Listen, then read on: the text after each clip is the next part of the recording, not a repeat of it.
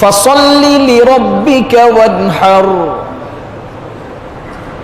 وقال تعالى لن ينال الله لحومها ولا دماؤها ولكن يناله التقوى منكم وقال رسول الله صلى الله عليه وسلم من كان له سعة ولم يضحي فلا يقربن مصلانا صدق الله العلي العظيم وصدق رسوله النبي الكريم ونحن على ذلك من الشاهدين والشاكرين والحمد لله رب العالمين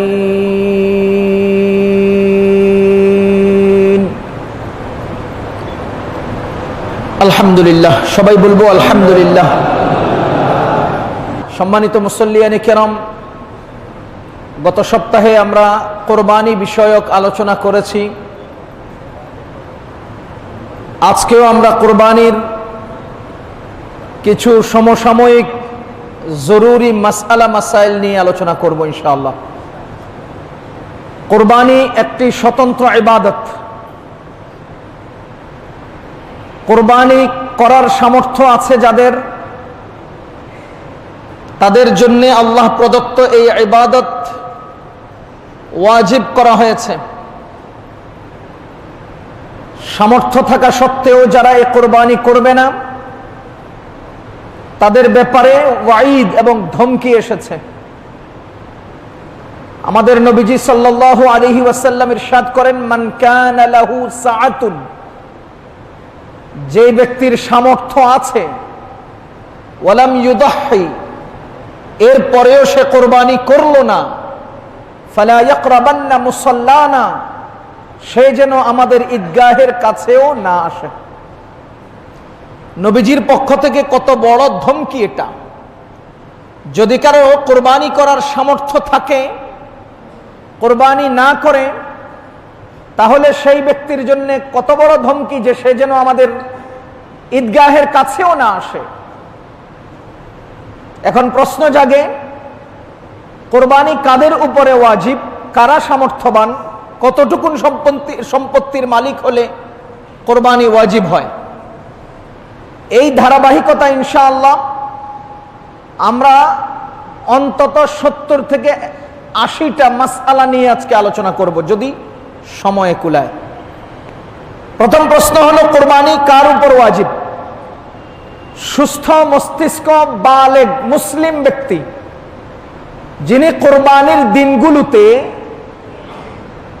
নেসাব পরিমাণ মালের মালিক হন, নিজের নিত্য প্রয়োজনীয় সামগ্রী ব্যতীত উদ্ধৃত সম্পত্তি কোরবানির দিনগুলোতে, সারা বছর না, কোরবানির দিনগুলোতে নিত্য প্রয়োজনীয় সামগ্রী ব্যতীত যদি কোনো ব্যক্তি নেসাব পূর্ণ মালের মালিক হন, তো ওই ব্যক্তির উপর কোরবানি ওয়াজিব হবে। প্রশ্ন জাগবে, নিত্য প্রয়োজনীয় সামগ্রী কোনগুলোকে বলে? নিজের ব্যবহৃত বস্তু, নিজের বসবাসের বাড়ি, বসবাসের ঘর, নিজের পাকশাক করার সামগ্রী, নিজের ব্যবহৃত গাড়ি, এই জাতীয় সামগ্রীগুলো নিত্য প্রয়োজনীয় পণ্য হিসেবে গণ্য করা হবে। আর যদি কোনো ব্যক্তি সারা বছর ব্যবহার হয় না বা 2-1 হয়, এরকম সিলিংয়ের উপরে হান্ডি পাতিলগুলোও রেখে দেন, আর নিত্য প্রয়োজনীয় ব্যবহৃত পাকঘরের সেই হান্ডিগুলো ব্যবহার করেন, সেই অতিরিক্ত সিলিংয়ের উপরে রাখা সেই হান্ডিগুলোকেও আপনার নিত্য প্রয়োজনীয় সামগ্রীর বাহিরে গণ্য করতে হবে। নিজের ব্যবহৃত গাড়ি একটা, আরেকটা ভাড়া দেন, সেটাকে প্রয়োজনীয় বস্তুর বাহিরে গণ্য করতে হবে। নিজের ব্যবহৃত বিল্ডিং একটা, সেই বিল্ডিং এ নিজে যতটুকুন থাকেন এর অতিরিক্ত যে জায়গাটা বা যে অংশটা, অতটুকুন জায়গা বা অংশটাকে নিত্য প্রয়োজনীয় সামগ্রীর বাহিরে গণ্য করতে হবে। যদি কোনো ব্যক্তির বড় জায়গা আছে, কয়েক বিঘা জায়গা আছে, ওই জায়গা থেকে উৎপাদিত সম্পদ, উৎপাদিত সেই ফসল যদি তার পূর্ণ বছর ব্যবহারের জন্য খরচ হয়ে যায়, তাহলে সেই জায়গাটাকেও নিত্য প্রয়োজনীয় পণ্য হিসেবে গণ্য হবে। আর যদি এর থেকে সামান্য উদ্ধৃত হয় আর ওগুলোকে হিসাব করলে নেশাবপূর্ণ মাল হয়, তখন সেই অতিরিক্ত জায়গাটাকেও নিত্য প্রয়োজনীয় সামগ্রীর বাহিরে গণ্য করতে হবে। অর্থাৎ আমার নিত্য প্রয়োজনীয় ব্যবহৃত বস্তু সামগ্রী ছাড়া ঈদের দিন জিলহজ মাসের 10, 11, 12 এই 3 দিনে কোনো ব্যক্তি যদি নেশাব পূর্ণ মালের মালিক হন, সে যদি আকেল হয়, আকেল মানি জ্ঞানী, বালেগ হয় মানি প্রাপ্তবয়স্ক, সে যদি সুস্থ মস্তিষ্ক সম্পন্ন হয় এবং নেশাবের মালিক হয়, তাহলে ওই ব্যক্তির উপরে কোরবানি ওয়াজিব হবে। একদিন আগে ছিল না, কোরবানির দিন সে মালিক হয়েছে। কোরবানির প্রথম দিন মালিক ছিল না, দ্বিতীয় দিন মালিক হয়েছে। দ্বিতীয় দিন মালিক ছিল না, তৃতীয় দিন মালিক হয়েছে। এরপরেও ওই ব্যক্তির উপরে কোরবানি ওয়াজিব হবে। যাকাতের মাসআলা হলো, নেশাবপূর্ণ মাল কোনো ব্যক্তির কাছে যদি থাকে আর সেটা যদি 1 বছর অতিবাহিত হয়ে পরের দিন, মানে 1 বছর আগের ওই দিনে আবার পরের বছর ওই দিনে ওই পরিমাণ মাল তার থাকে, তাহলে ওই ব্যক্তির উপরে যাকাত ওয়াজিব হবে। কিন্তু কোরবানি ওয়াজিব হয় নিত্য প্রয়োজনীয় সামগ্রী ছাড়া। যদি তার ব্যবহৃত সামগ্রী ব্যতীত তার অন্যান্য সামগ্রীর মধ্যে নেশাব পরিমাণ মালের সমমূল্য তার মালিকানায় থাকে, তাহলে ওই ব্যক্তির উপরে কোরবানি ওয়াজিব হবে।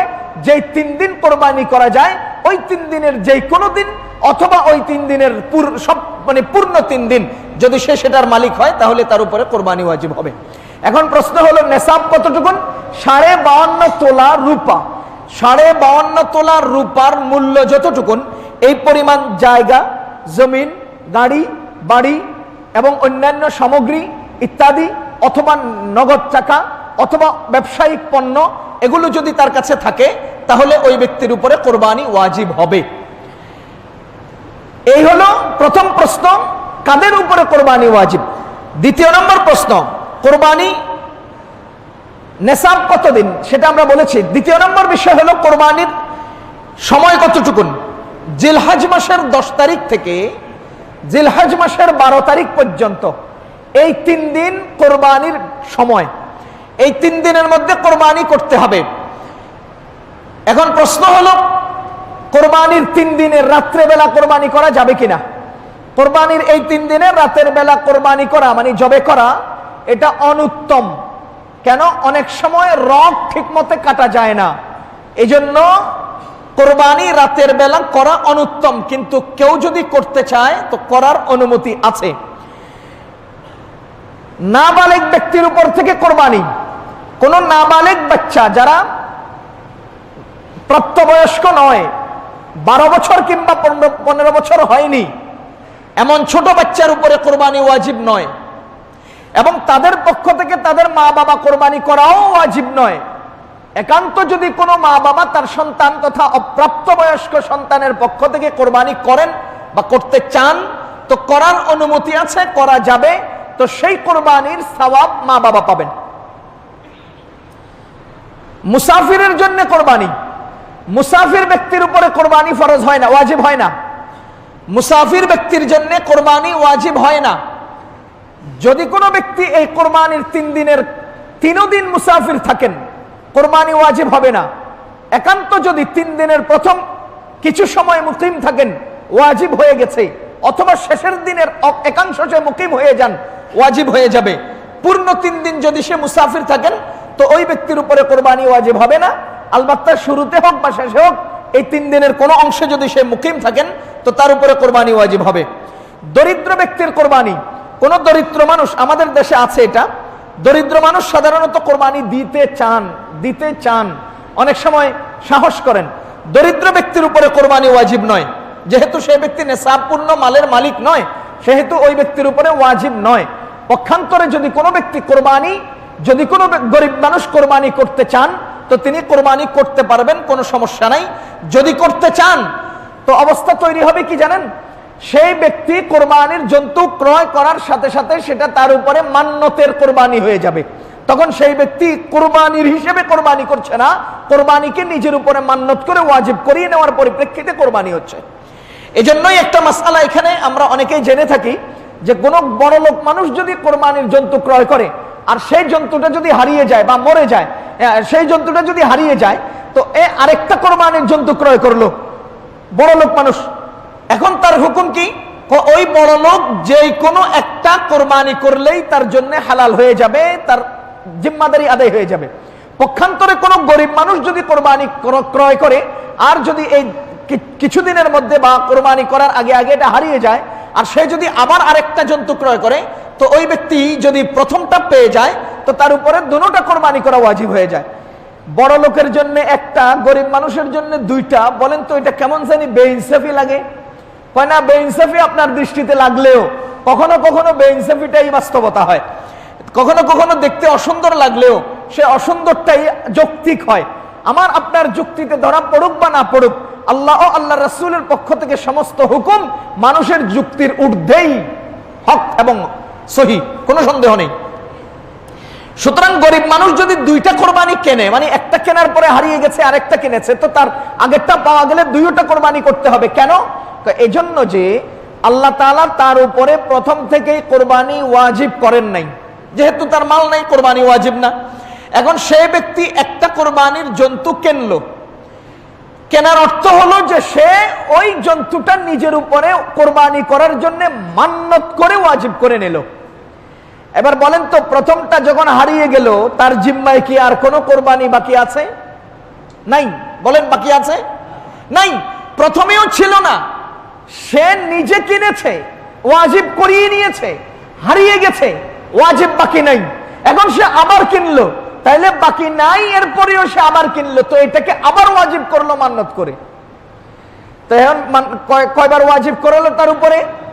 তো আগেরটা পাওয়া গেলে আগের হুকুম, পরেরটা আছে পরের হুকুম। সুতরাং দুইটা তার উপরে কোরবানি করা ওয়াজিব। কেন? দুইবার সে মান্নত করে নিজের উপরে ওয়াজিব করিয়ে নিয়েছে।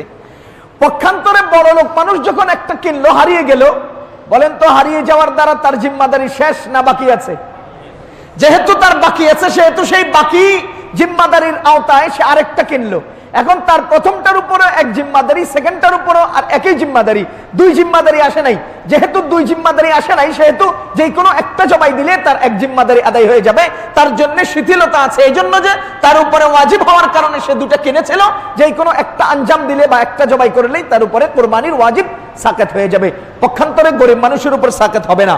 এখানে আরেকটা বিষয় হলো, কোন গরিব মানুষ কোরবানির জন্তু ক্রয় করলেন, ক্রয় করার পরে সে কোন বড় লোক মানুষকে তার সাথে শরিক করার চিন্তা করলেন অথবা শরিক করতে চাইলেন। এবার বলেন তো সেই শরিক করা সম্ভব কিনা বা করা যাবে কিনা? শরীয়ত বলছে না, ওই ব্যক্তি কোরবানি নিজে একা ক্রয় করার কারণে তার উপরে পূর্ণ একটা জন্তু জবাই করা যেমন ওয়াজিব হয়ে গেছে, সেহেতু তার নিজের পক্ষ থেকেই সেটাকে পূর্ণ ওয়াজিব আদায় করতে হবে।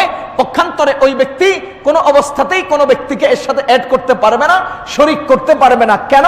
শরিক করলে তার পূর্ণ ওয়াজিব বাকি থাকবে না। কেন? এজন্য যে সে প্রথম কিনতেই তার উপরে পুরো গরু জবাই করাকে ওয়াজিব করিয়ে নিয়েছিল। শরিক হলে সেই ওয়াজিবটা পূর্ণ বাকি থাকবে না। যদি কোনো বড় লোক এমনটা করতে চান যে আমি কিনে এনেছি, আমার উপর ওয়াজিব ছিল, কিনে আনার পরে আমি আরেকজনকে আমার সাথে শরিক নিতে চাচ্ছি, এই মুহূর্তে আমার পক্ষে শরিক নেওয়া সম্ভব কিনা? হ্যাঁ, বড়লোক মানুষ যদি কোনো ব্যক্তিকে শরিক নিতে চান ক্রয় করার পরে, তবে সেই ব্যক্তি শরিক নিতে পারবেন। তবে এক্ষেত্রে উত্তম পদ্ধতি হলো সে শরিক নিবেন এবং শরিকানা যে টাকাগুলো আছে এগুলো সদকা করে দিবেন। এটা হলো উত্তম পদ্ধতি, যে শরিক নিতে পারেন। শরিক নেওয়ার কারণ কি? শরিক নেওয়ার কারণ হলো, বড় লোকের জন্য বলছি, গরিবের জন্য না, গরিবেরটা শেষ, বড় লোকের জন্য বলছি। আমি একা অথবা আমরা তিনজনে মিলে গরু কিনলাম। এখন আপনি এমন এক জায়গায় গিয়ে দাঁড়ালেন, ছাগল পাচ্ছেন না, একজন বাকি আছেন, একজন ছাগল পাই না, গরু শরিক পাই না, একা একটা গরু কেনার ক্ষমতা নাই। এখন কি করবেন? কোরবানি বাদ? না, ওই ব্যক্তি পূর্ণ কোরবানি বাদ দিবেন না। ছাগল না পাওয়ার কারণে কোরবানি বাদ দিবেন না। গরুতে পূর্ণটা কেনার সামর্থ্য নাই, একটাতে শরিক হওয়ার ক্ষমতা নাই, তো কি করবেন? তো ওই যে বড় লোক যারা তিনজনে বা একজনে মিলে একটা কিনছেন, সেই ব্যক্তির সাথে একটা শরিকে শরিক হয়ে যান, আপনার জিম্মাদারির কোরবানি আদায় হয়ে যাবে। আর আপনার টাকাটা ওনারা সহযোগিতা করে আপনাকে অ্যাড করে কোরবানির জিম্মাদারি আদায় করলেন, কিন্তু ওই কোরবানিকৃত যে শরিকটা আপনি দিলেন সেটা আল্লাহর ওয়াস্তে সদকা করে দিবেন। এরপরের বিষয়, কোরবানি যদি করতে না পারে, কেউ যদি কোরবানির দিনগুলোতে ওয়াজিব কোরবানি দিতে না পারে, মনে করেন কোরবানির দিনগুলোতে ছেলে ডেলিভারি, পেরেশানি, বাবার অপারেশন, দৌড়াদৌড়ি, অন্য কোনো বিপদ সমস্যা, যদি কোনো ব্যক্তি কোরবানির 3 দিনের মধ্যে কোরবানি দিতে না পারার দুই অবস্থা: কোরবানির জন্তু কিনেছি, দিতে পারি নাই, কোরবানির জন্তু কিনতেই সুযোগ পাই নাই, সময় শেষ, তাহলে না কিনা অবস্থায় এক মাসআলা, কেনার পরে আরেক মাসআলা। যদি কোনো ব্যক্তি কোরবানির জন্তু ক্রয় করে বাড়িতে আনার পরেও সে ব্যক্তি কোরবানির দিনগুলোতে কোরবানির জন্তু জবাই দেওয়ার সুযোগ না পায়, তাহলে ওই ব্যক্তির জন্য হুকুম হলো এই কোরবানির জন্তুটা তিনি পরবর্তীতে পুরা জিন্দা জন্তু সদকা করে দিবেন, জীবিত অবস্থায় সদকা করে দিবেন। কোরবানির দিনগুলোতে জন্তু যদি জবাই দেওয়ার সুযোগ না হয়, কোরবানি করার সুযোগ না হয়, কোরবানির জন্তু যদি তিনি ক্রয় করে থাকেন, তবে কোরবানির দিন অতিবাহিত হয়ে যাওয়ার পরে এই জন্তুটাকে জীবিত সদকা করে দিবেন। পক্ষান্তরে যদি কিনে না থাকেন তাহলে একটি ছাগলের মূল্য সদকা করবেন। যদি কোরবানির দিনগুলো শেষ হয়ে যায়, এর মধ্যে কোরবানির জন্তু ক্রয় করা না যায়, তাহলে ওই ব্যক্তি কোরবানির দিনগুলো অতিবাহিত হওয়ার পরে একটা ছাগলের বা একটা ভেড়ার মূল্য আল্লাহর ওয়াস্তে সদকা করে দিবেন। এরপরের মাসআলা, কোরবানির প্রথম দিনে কখন থেকে কোরবানি করা যাবে? কোরবানির প্রথম দিন কোরবানি শুরু করব কখন থেকে? কোরবানির ওই সমস্ত সমাজ ব্যবস্থা যেখানে ঈদের নামাজ এবং জুমার নামাজের আয়োজন করা হয়, ওই সকল এলাকায় কোরবানির ঈদের নামাজের পর থেকে কোরবানি জন্তু জবাই শুরু করবেন। পক্ষান্তরে যদি কোনো এলাকায় বৃষ্টি বাদলের কারণে, কোনো এলাকায় বৃষ্টির কারণে যদি অথবা অন্য কোনো সমস্যার কারণে যদি ঈদের নামাজ পড়ার সুযোগ না হয়ে থাকে, তাহলে ঈদের নামাজের স্বাভাবিক সময় অতিক্রান্ত হওয়ার পরে কোরবানির জন্তু জবাই করা যাবে। আর যদি কোনো এলাকায় ঈদের নামাজ পড়ার সুযোগ নাই, যেমন গুচ্ছ গ্রাম যেখানে ঈদের নামাজ পড়া হয় না বা জামাত হয় না বা জুমার নামাজ হয় না, এরকম গুচ্ছ গ্রাম যেখানে ঈদের নামাজ হয় না, সেখানেও ঈদের নামাজের স্বাভাবিক সময় যেমন 9টা বা 10টা কিংবা এরকম টাইম, এতটুকুন সময় অতিক্রান্ত হয়ে যাওয়ার পরে তারা তাদের কোরবানির জন্তু জবাই করতে পারবেন। আমি আগেই বলেছি রাতে কোরবানি করা মাকরুহ। কেন? এজন্য যে অনেক সময় কোরবানির জন্তুর রগ কাটা যায় না। এখন আমাদের সময়ে আলহামদুলিল্লাহ অত্যাধুনিক আলোর ব্যবস্থা আছে। যদি ওরকম কোনো ব্যবস্থা থাকে এবং কেউ যদি নিশ্চিত শুদ্ধ জবাইয়ের ব্যবস্থা গ্রহণ করতে পারেন, তাহলে রাতেও কোরবানি করা যাবে, কোনো সমস্যা নেই। কোন কোন পশু দ্বারা কোরবানি করা যাবে? 3 ধরনের পশু দ্বারা কোরবানি করবে। এক ধরনের পশু হলো উট, আরেক ধরনের পশু হলো গরু, আরেক ধরনের পশু হলো ছাগল। কয় ধরনের? এক ধরনের পশু উট, আরেক ধরনের পশু ছাগল, হ্যাঁ গরু, আরেক ধরনের পশু ছাগল। উটের মধ্যে উটই একটা মাত্র প্রকৃতি, কিন্তু গরুর মধ্যে প্রকৃতি আছে কয়েকটা, যেমন মহিষ, কাটারা, গরু। কাটারা চিনেন? ইন্ডিয়াতে দেওবন্দে পড়ার সময় আমরা কাটারার গোশত খাইছি। এটা গরুও না মহিষও না, এমন টাইপের একটা মহিষের মতো কালো জাতীয়, বড় হয় না অনেক, কিন্তু ওগুলোরে কাটারা বলে। আপনারা যেমন বাংলাদেশে ওই পুরানটাকে একটা জায়গার নাম রাখছেন ছোট কাটারা, বড় কাটারা। কাটারা মানে ওই মহিষ। আপনারা যেমন এই একটা হাই কোয়ালিটির এলাকার নাম রাখছেন ধানমন্ডি। মন্ডি মানে বাজার, মন্ডি মানে বাজার, ধান মন্ডি মানে ধান বাজার, ওখানে যদিও ধান পাওয়া যায় না। যাহা হোক, এই কাটারা একটা প্রাণীর নাম। এটা গরুও না মহিষও না, এমন একটা জাতীয়, মহিষ জাতীয়, মহিষের দিকে মাইল, মহিষের দিকে মাইল। তো আপনি দেখেন গরুর মধ্যে মহিষ, গরু আর কি কাটারা, এই জাতীয় প্রাণীগুলো একটা প্রকৃতির, এটা গরু প্রকৃতির। 3 নম্বর ছাগল। ছাগল প্রকৃতির, ছাগলের ধরনের মধ্যে কয়েক প্রকৃতির জানোয়ার আছে, ছাগল, ভেড়া, দুম্বা। সুতরাং উট, গরু, মহিষ, ছাগল, ভেড়া, দুম্বা, এই কয়েকটি প্রাণীর নাম আমরা উল্লেখ করেছি। 3 ধরনের প্রাণীর 5 প্রকৃতির প্রাণী দ্বারা কোরবানি করা যাবে। এই ছাড়া অন্য কোনো প্রাণী দ্বারা কোরবানি করা যাবে না। তার অর্থ হলো জঙ্গলের কোনো জানোয়ার দিয়ে কোরবানি হবে না। বন্য পশু, বন্য গরু অথবা হরিণ অথবা গৃহপালিত ওই সমস্ত পাখি জাতীয় প্রাণী যেমন হাঁস, মুরগি, এগুলো দ্বারা কোরবানি চলবে না। তাহলে 3 ধরনের 5 প্রকৃতির জানোয়ার দ্বারা কোরবানি হবে। 1 নাম্বার উট, 2 নাম্বার গরু, 3 নাম্বার মহিষ, 4 নাম্বার ভেড়া, 5 নাম্বার ছাগল, 5 নাম্বারে ছাগল, এরপরে হলো দুম্বা ইত্যাদি ইত্যাদি প্রাণী, এগুলোর দ্বারা কোরবানি করবেন। এখন প্রশ্ন হলো যে আমি নর এবং মাদি অর্থাৎ নারী ও পুরুষ, গাভী আর ষাঁড় এই জাতীয় প্রাণীর মধ্যে কোনো সমস্যা আছে কিনা? কয় না, যে সকল প্রাণী দ্বারা কোরবানি জায়েজ ওই সকল প্রাণীর চাই সে প্রকৃতিগতভাবে নারী হোক বা পুরুষ হোক তাদের দ্বারা কোরবানি জায়েজ। মানে গাই গরু দিয়েও জায়েজ, ষাঁড় গরু দিয়েও জায়েজ, আবাল দিয়েও জায়েজ, তারপরে খুনসা দিয়েও জায়েজ। খুনসা বুঝেননি? খুনসা বলা হয় হিজড়া টাইপের, মানে এটাকে আমরা বলি ভাঞ্জা। ভাঞ্জা যে সমস্ত গাই গরু কিন্তু তাদের বাচ্চা হয় না, এই জাতীয় গরু দিয়েও কোরবানি করা যাবে। কোরবানির পশুর বয়স সীমা কত হবে? কোরবানির পশুর বয়স সীমা আমি আগেই বলেছি, কোরবানির পশু জন্তুর ধরন হলো 3টা। 3 ধরনের জন্তুর 3টা বয়স নির্ধারণ করা হয়েছে। উটের জন্য 5 বছর, সর্বনিম্ন 5 বছর। উট 5 বছর বয়স না হলে ওই উট দ্বারা কোরবানি সহি হবে না। গরু বা গরু জাতীয় মহিষ, কাটারা ইত্যাদি এগুলোর 2 বছর পূর্ণ হতে হবে। এই জাতীয় প্রাণী 2 বছর পূর্ণ না হলে ওই গরুর দ্বারা কোরবানি সহি হবে না।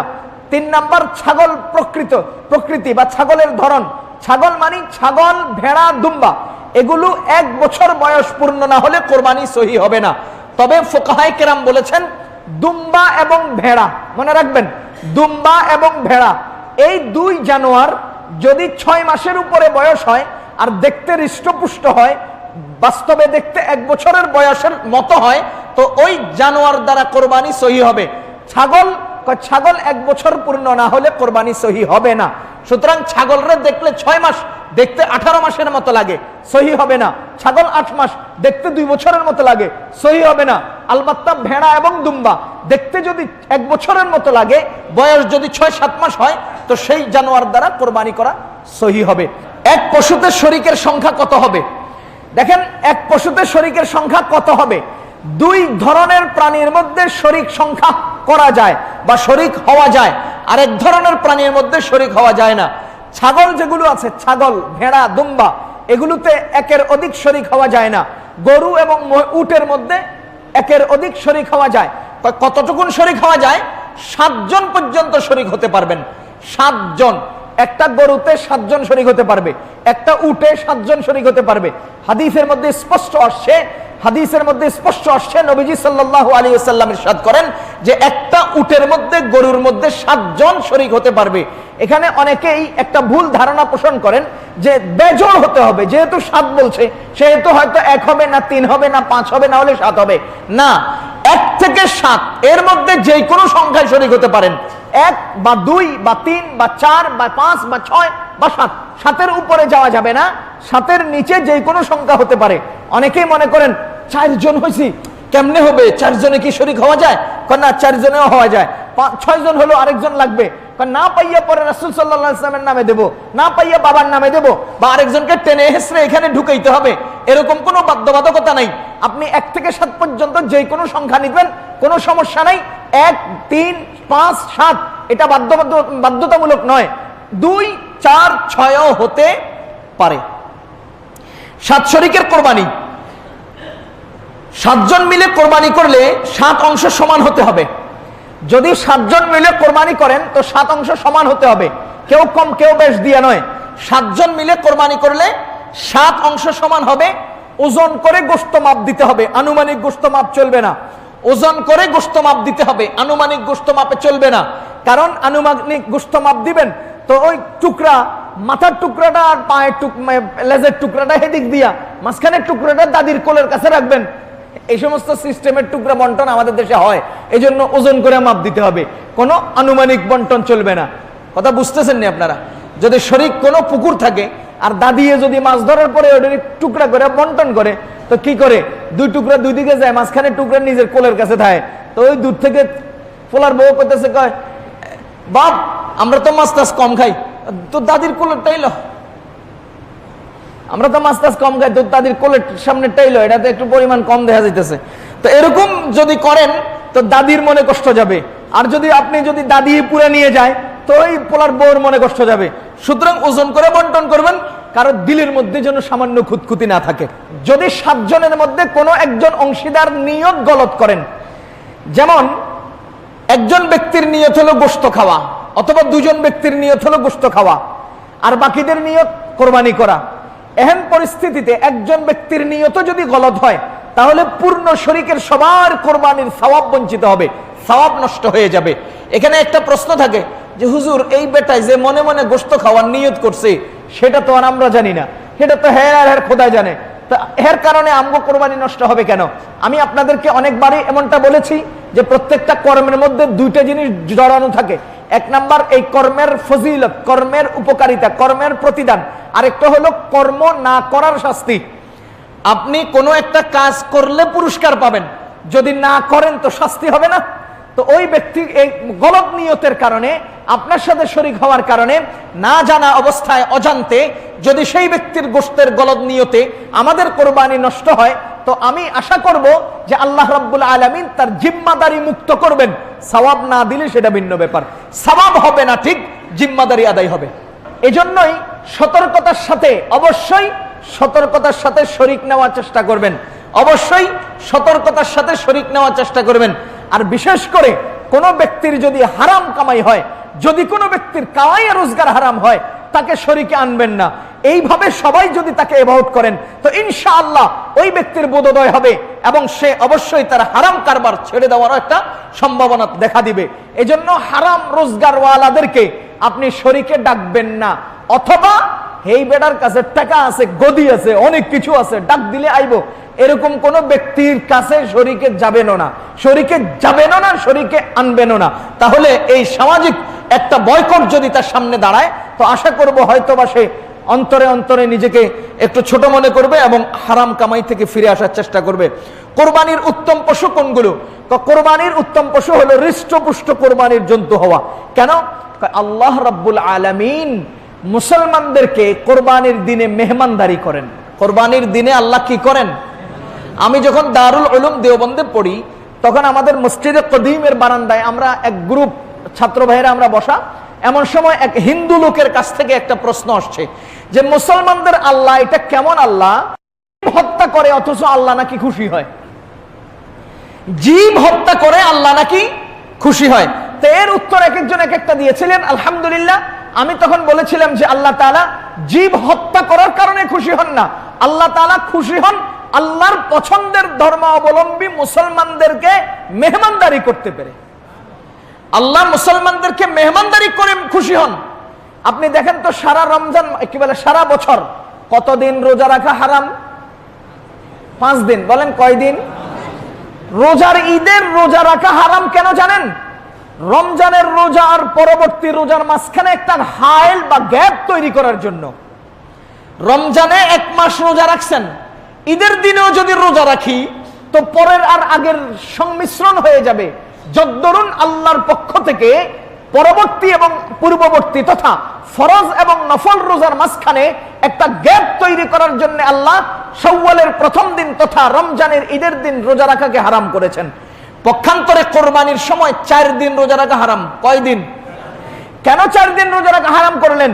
এটার তত্ত্ব এবং এটার হিকমত বর্ণনা করতে গিয়ে ফুকাহায়ে কেরাম লেখেন যে আল্লাহ রাব্বুল আলামিন বান্দার জন্য কোরবানিকে ওয়াজিব করে খাওয়াকে এত বেশি বাধ্যতামূলক করেছেন যে প্রথম দিন তো তোমরা গরু জবাই দিবা, রক্ত ঝরবে, গায়ে গায়ে রক্ত লাগবে, এরপরে গন্ধ লাগবে, ভুঁড়ি কাটবা, ভুঁড়ির গন্ধ হবে, রক্তের গন্ধ হবে, খাইয়া মজা পাইবা না, সারাদিন বইবে কাটবা, 2-1 টুকরা ফাঁকে ফাঁকে রক্তের ফাঁকে ফাঁকে খাইবা, হাত মুখ ধুইয়া খাওয়া শুরু করবা রাত্রে থেকে, এরপরে আরো 3 দিন খাইবা, খালি খাবা আর খাইবা, রোজা রাখবা, আমি নারাজ, খাইতে থাকবা, আমি খুশি।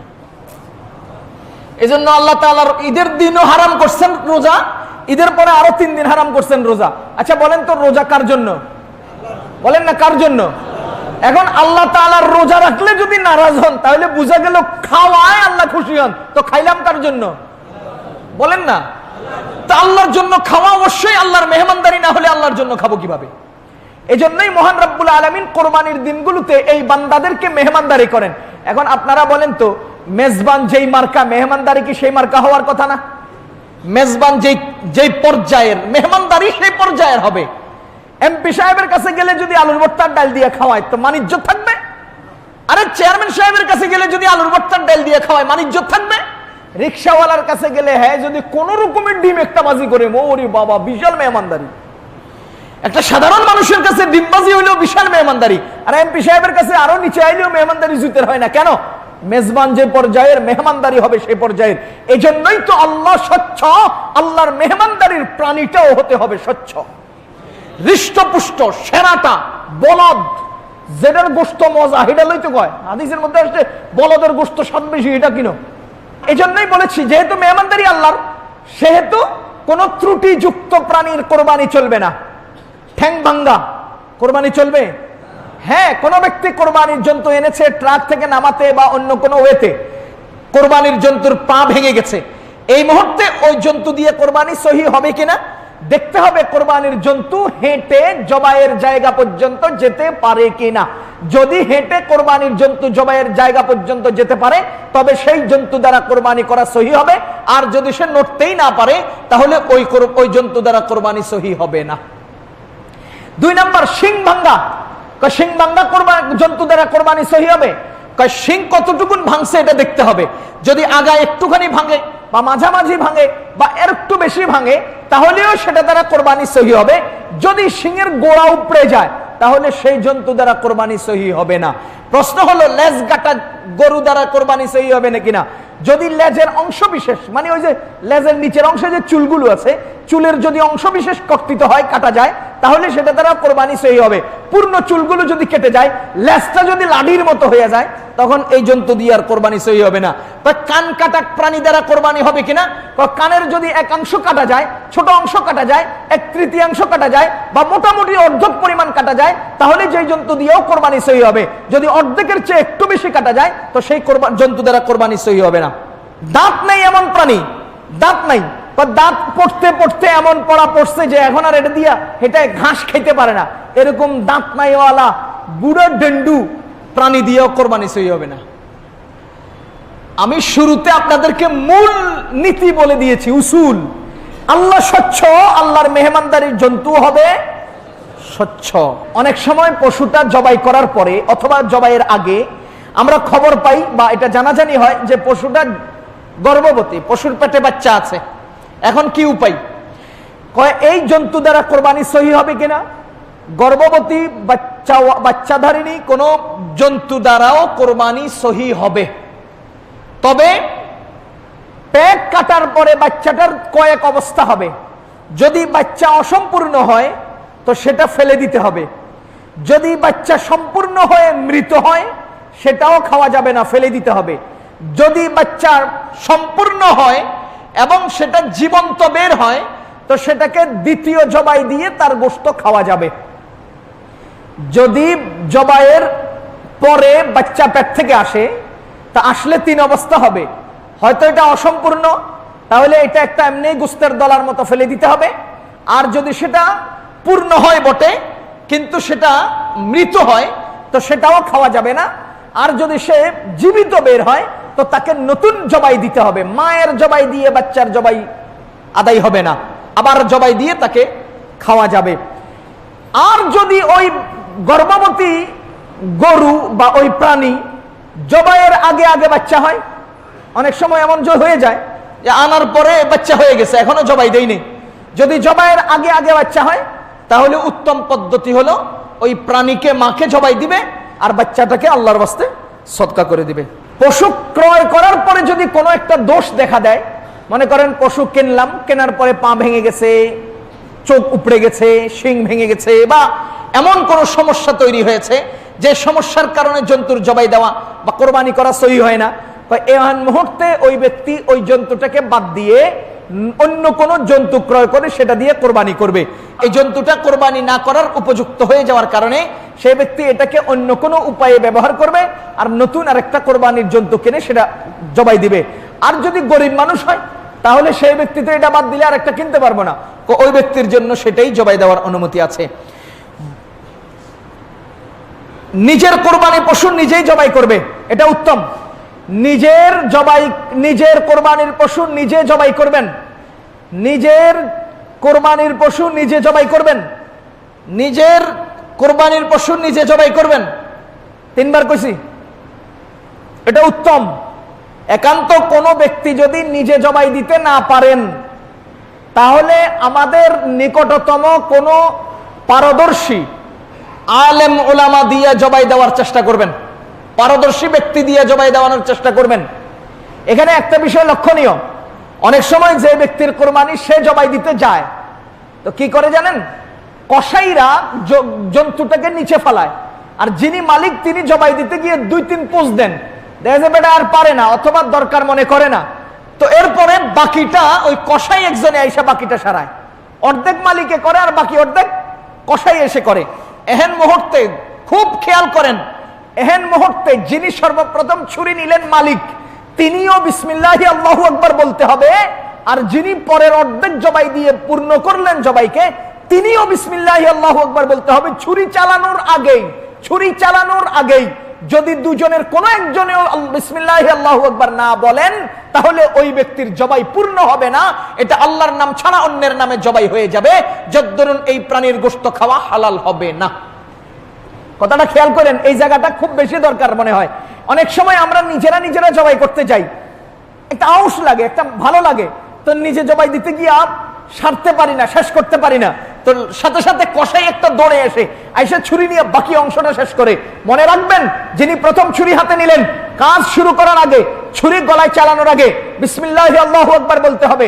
আর আপনি যে অসম্পূর্ণ কাজ রেখে চলে গেছেন, আপনার অসম্পূর্ণ কাজ যিনি সম্পূর্ণ করবেন, চাই সে কসাই হোক অথবা আপনার ছেলে হোক, অথবা আপনারা 7 জনে এক পোজ করে দেন, যতজনে ছুরি পোঁচাবেন ততজনে ছুরি পোঁচানোর আগেই বিসমিল্লাহি আল্লাহু আকবার বলতে হবে। একজনও যদি মিস করেন, কোরবানির এই জন্তু খাওয়া হারাম হয়ে যাবে। কোরবানির পশু থেকে জবাইয়ের আগে উপকৃত হওয়া, কোরবানির পশু কেনার পরে জবাইয়ের আগেই উপকৃত হওয়া মানা। যেমন কোনো ব্যক্তি পশম কাইটা সেটা আলাদা বিক্রি করবে, হাল চাষ করবে, হ্যাঁ, এগুলো মানা, নিষেধ। একান্ত যদি জবাই কোরবানির পশুর দুধ দহন করা লাগে, দুধ, যেমন অনেক সময় ওলান ফুলে গেছে, দুধ অনেক জমে গেছে, জবাই না করলে, বলে দুধ না দহন করলে তার কষ্ট হচ্ছে, তখন তার কষ্ট লাঘবের জন্য দুধ দহন করব, কিন্তু এই দুধ নিজে ব্যবহার করব না, সদকা করে দেব।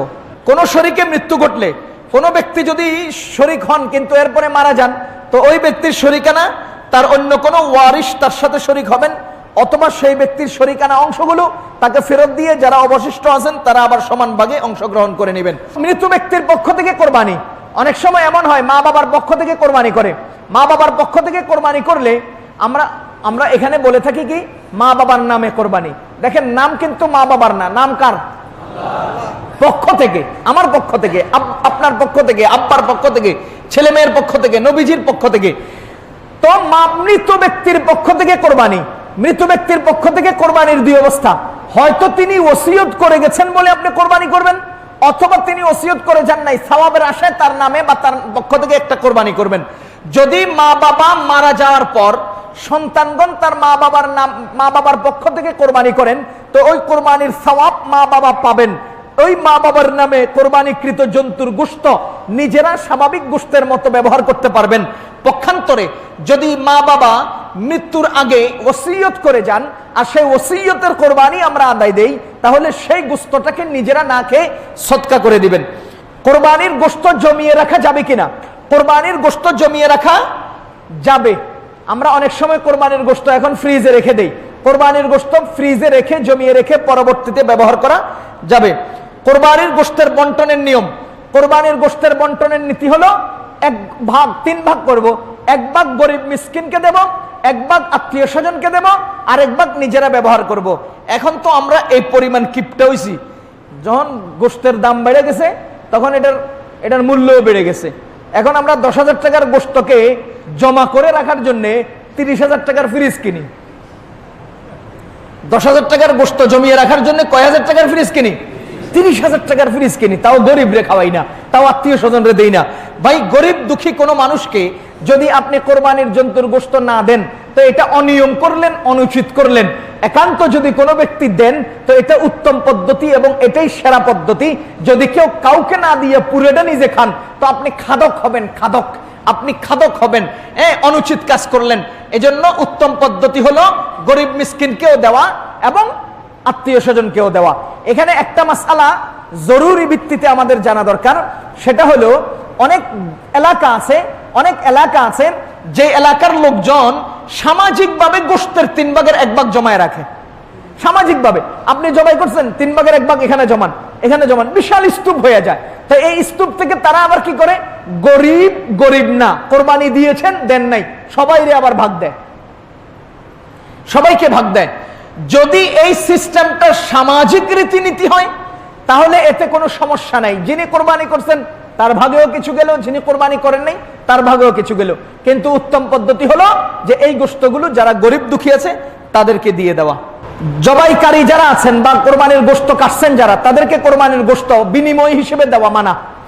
যারা কোরবানির জবাই দিয়েছেন বা কোরবানির গোশত কেটেছেন তাদেরকে কোরবানির গোশত থেকে বিনিময় বা পারিশ্রমিক হিসেবে দেওয়া যাবে না। তাদেরকে তাদের পারিশ্রমিক আলাদা দিবেন। একান্ত যদি তাদেরকে মহাব্বত করে 1 পোলটা দিয়ে দেন সেটা হবে হাদিয়া, আর পারিশ্রমিক হবে টাকা। গোশত পারিশ্রমিক হয় না। জবাইয়ের অস্ত্র, ধারালো অস্ত্র দ্বারা জবাই করা উচিত। ধারালো অস্ত্র ব্যবহার করা চাই।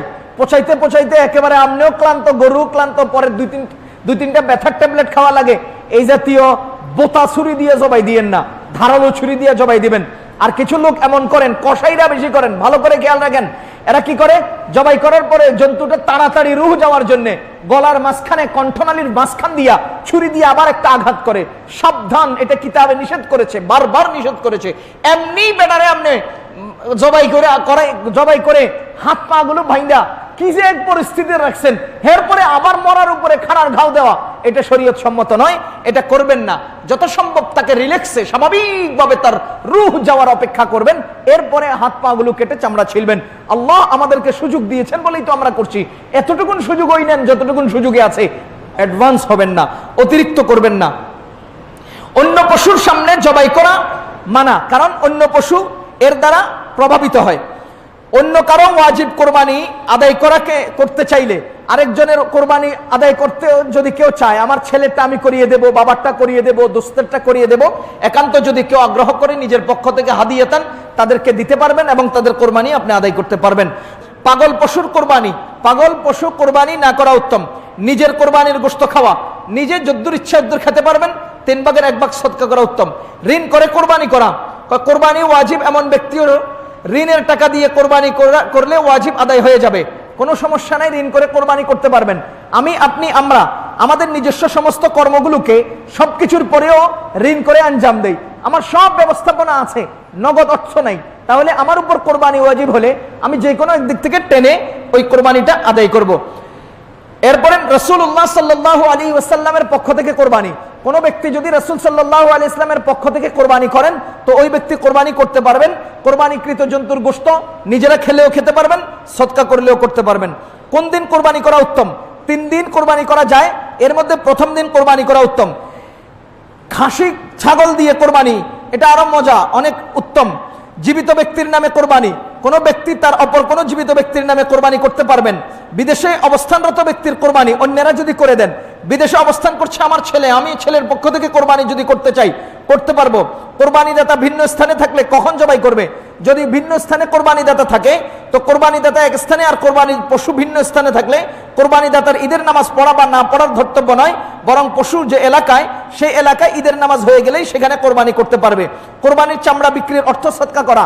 কোরবানির চামড়া নিজের, কোরবানির চামড়া নিজের, জন্তুর চামড়া নিজের, নিজে যে কোনো কাজে ব্যবহার করতে পারবেন। ইচ্ছা করলে সেটা দিয়ে মশক বানাবেন, ইচ্ছা করলে সেটা দিয়ে বৈঠকখানা বানাবেন, ইচ্ছা করলে সেটাকে দাবাগত করে সেটাকে প্রযুক্তির মাধ্যমে সেটাকে শুকিয়ে জুতা বানান বা অন্য কিছু বানাতে পারবেন। কেউ যদি ইচ্ছা করেন সেটাকে প্রসেসিং করে খুব সাইজ করে মশলাপাতি দিয়ে পাকাইয়া সুস্বাদু করে খানা হিসেবে খেয়ে ফেলবেন, সেটাও করতে পারেন, কোনো সমস্যা নাই। একান্ত যদি কোনো ব্যক্তি কোরবানির পশুর চামড়া বিক্রি করেন তাহলে ওই বিকৃত বস্তু বা বিকৃত মূল্য অবশ্যই সদকা করতে হবে গরিব দুঃখীর মধ্যে। কোরবানির চামড়া বিক্রির নিয়ম এখন আমাদের সামাজিকভাবে যে নিয়ম আছে আমরা সেই নিয়মটা অবলম্বন করব। কোরবানির পশুতে ভিন্ন ইবাদতের নিয়তে শরীক হওয়া।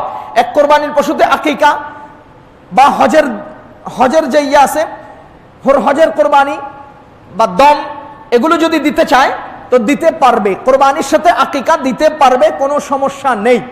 হাদিসের কিতাবের মধ্যে আছে, ফুকাহে কেরাম ফিকহের কিতাবের মধ্যে লিখেছেন কোরবানির জন্তুর সাথে আকিকা দেওয়া যাবে। কোরবানির গোশত দিয়ে খানা শুরু করা উত্তম, ঈদের দিন কোরবানির গোশত দিয়ে খানা শুরু করা উত্তম। কোরবানির পশু হাড় বিক্রি করা জায়েজ আছে, এতে কোনো অসুবিধা নেই।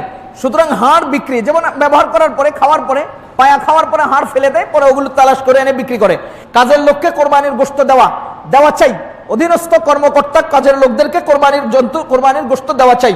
তো যাহা হোক, আমরা অবশ্যই মোটামুটি ৬০-৭০টার মতো মাসআলা আলোচনা করেছি, যে কোরবানি সংক্রান্ত যে জরুরি মাসআলাগুলো আমরা খুব খেয়াল করব, এবং যাদের মনে আরো কিছু প্রশ্ন থাকবে, প্রয়োজন মনে করলে আমাদের ইমাম সাহেব আছেন আপনাদের কাছেই, হুজুরের কাছে জিজ্ঞেস করবেন।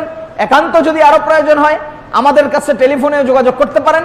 জরুরি কোনো মাসআলা যদি আপনার সামনে আসে, অবশ্যই তাহকিক না করে সামনে অগ্রসর হব না, আমরা তাহকিক করে প্রত্যেকটা কাজ আঞ্জাম দেওয়ার চেষ্টা করব। আল্লাহ তাআলা আমাদেরকে কথা